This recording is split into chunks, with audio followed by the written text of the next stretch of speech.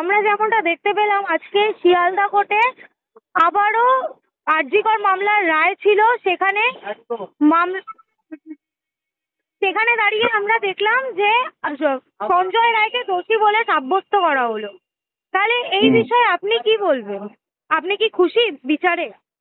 না, একেবারেই নই। এবং আহ, আমি আমি জানি না যে শেষে যে সিআইএসএফএল এবং আমাদের কি বলে ডিএনএ টেস্টের যে রিপোর্ট এলো, যেখানে চারজন পুরুষ এবং একজন নারীর উপস্থিতি বোঝাই যাচ্ছে ডিরেক্টলি, সেখানে সেগুলো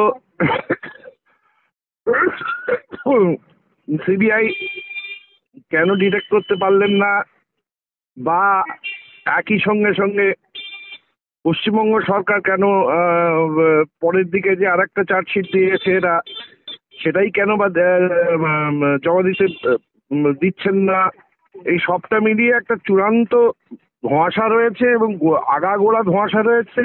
এবং এটাকে আমি এখনো পর্যন্ত মনে করি যে মানে স্টেট, পশ্চিমবঙ্গ সরকার এবং তার পুলিশ এবং পুরো প্রশাসন এই খুনিদের আড়াল করার আপ্রাণ চেষ্টা করছে, এবং তার সঙ্গে সঙ্গে এই পশ্চিমবঙ্গ সরকারকে বাঁচানোর জন্য ভয়ঙ্কর রকমভাবে বিজেপির কেন্দ্রীয় সরকার তারা বাঁচাবার চেষ্টা করছে। এটা একেবারেই একটা ভয়ঙ্কর রকমভাবে বড় রাজনৈতিক হত্যা ছাড়া আমি কিচ্ছু মনে করি না, এবং এই পুরোটাই বিচারের নামে প্রহসন চলছে। আমি বলছি দিতে দেওয়া হলো না,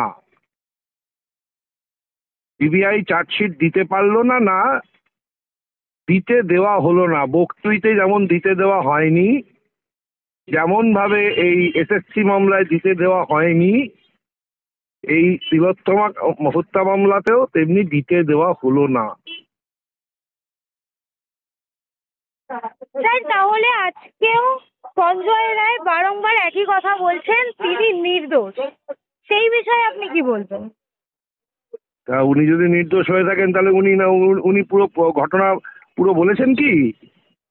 সেদিনকে কে তাকে ফোন করেছিল, ডেকেছিল, কত এসব বলেছে কি? তার পরবর্তী ক্ষেত্রে ওর ডিপার্টমেন্ট এই যে বারবার করে বলছে যে আমাকে আমার ডিপার্টমেন্ট ফাঁসিয়েছে, কিভাবে ফাঁসিয়েছে সেই কথাগুলো কি বলেছেন? যদি সেগুলো না বলে থাকে তাহলে তো এই কথাবার্তাগুলো বলার কোনো মানে নেই না। সঞ্জয়কে বলতে হবে, তো সঞ্জয় রায়কে নিজেকেই বলতে হবে যে এরপরে এইটা হয়েছিল, এরপরে সেইটা হয়েছিল।